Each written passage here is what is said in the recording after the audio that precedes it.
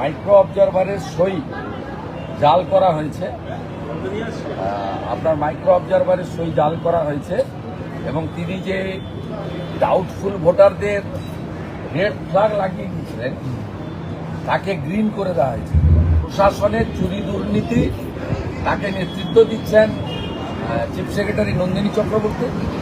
অন্যদিকে গুন্ডাদের নেতৃত্ব দিচ্ছেন গুন্ডাদের নেত্রী, ধর্ষকদের নেত্রী মমতা।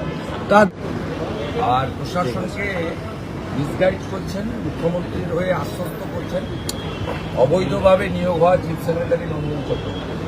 ইলেকশন কমিশন যখন আপনার বসিরহাট 2-এর জয়েন্ট ভিডিওকে সাসপেন্ড করার জন্য লিখে পাঠায়, তখন রাজ্য সরকার কার্যকর করে না এবং উল্টে বসিরহাট 2 ভিডিওকে সাসপেন্ড না করার জন্য সিদ্ধান্ত পুনর্বিবেচনার জন্য ইলেকশন কমিশন অফ ইন্ডিয়াকে অনুরোধ করে। আমার কাছে স্পেসিফিক তথ্য আছে, নন্দিনী চক্রবর্তী গতকাল এবং গত পরশু জেলা শাসকদের ফোন করে বলেছেন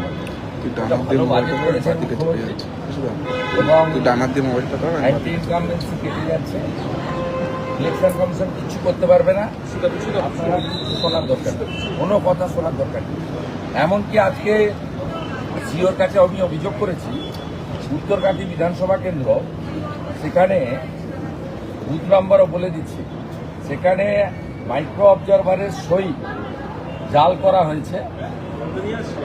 আপনার মাইক্রো অবজারভারের সই জাল করা হয়েছে এবং তিনি যে ডাউটফুল ভোটারদের রেড ফ্ল্যাগ লাগিয়ে দিয়েছিলেন তাকে গ্রিন করে দেওয়া হয়েছে।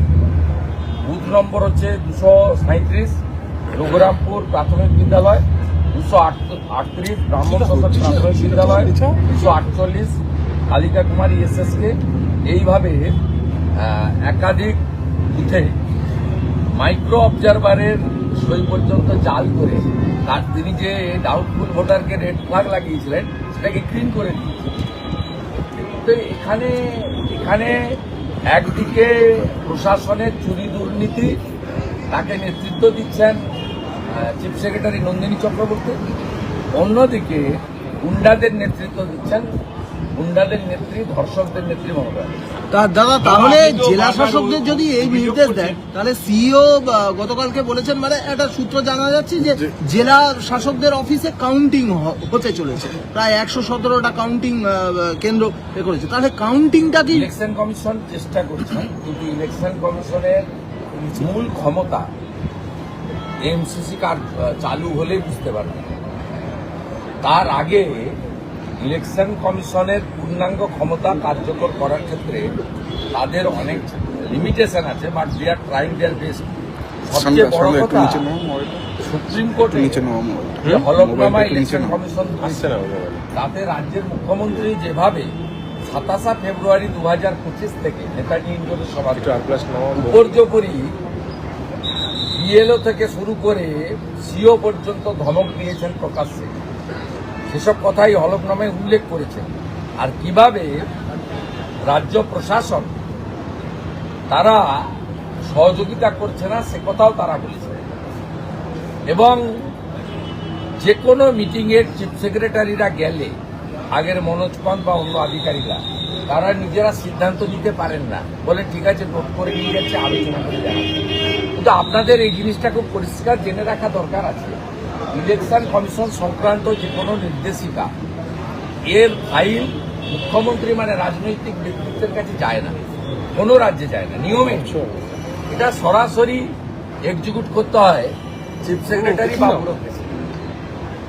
এখানে একমাত্র রাজ্য যেখানে স্পাইনলেস অ্যাডমিনিস্ট্রেশন এবং ভীত আতঙ্কিত দাসত্ব স্বীকার করে নেওয়া ব্যুরোক্রেসি, তারা ইলেকশন কমিশন সংক্রান্ত ফাইলও তারা পাঠাচ্ছেন। ইলেকশন কমিশন অনেকগুলো মেজার নিয়েছে বলে 8,300 মাইক্রো অবজারভার দিয়েছে। ইলেকশন কমিশন এখানে প্রায় 150 জন মতো অফিসার পাঠিয়েছেন বিভিন্ন সেক্টর থেকে, চেষ্টা করছেন তারা কার্যকর করার ক্ষেত্রে সমস্যা আছে। এবং নিরাপত্তার জন্য তারা ভারত সরকারের কাছে জায়গা চেয়েছিলেন, শিপিং কর্পোরেশন অফ ইন্ডিয়ার জায়গাতে আগামী 3-4 দিনের মধ্যে সিও কার্যালয় শিফট হয়ে যাবে এবং সিও সহ নির্বাচন আধিকারিকদেরকে কেন্দ্রীয় নিরাপত্তা দেওয়া হয়েছে সিআইএসএফ, এ ভূভারতে কোথাও নেই।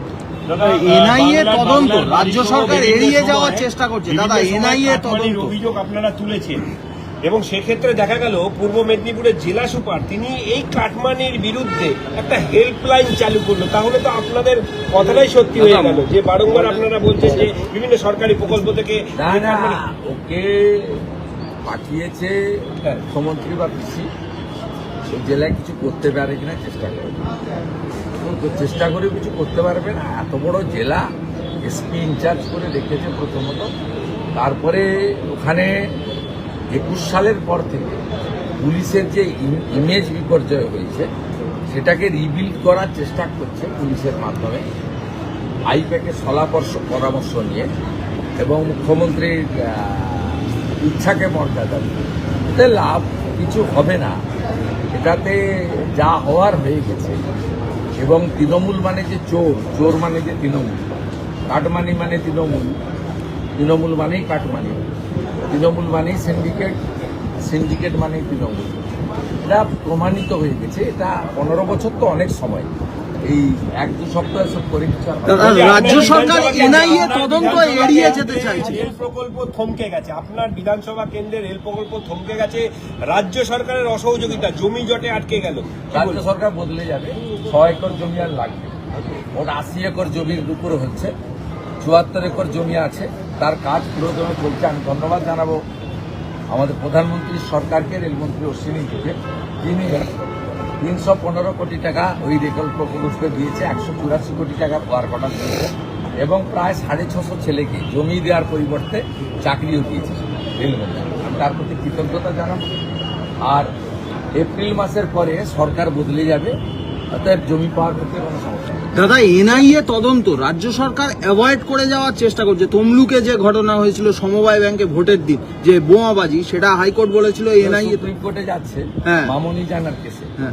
ঠিক আছে, দেখা হবে ওখানে। মামনি জানাও ক্যাবিয়েট করে রেখেছে, আর আমিও আপনার বেলডাঙ্গা কেসে ক্যাবিয়েট করে রেখেছি, ওইখানে দেখা হবে। এটা আজকে না, এর আগেও গেছিল রিসরা, শিবপুর এবং ডালখোলার কেসে, যে কেসে আমি পিছনে ছিলাম, লাভ খুব একটা হয়নি। এনআইএ দেখা হবে ওখানে। এনআইএ কে ভয়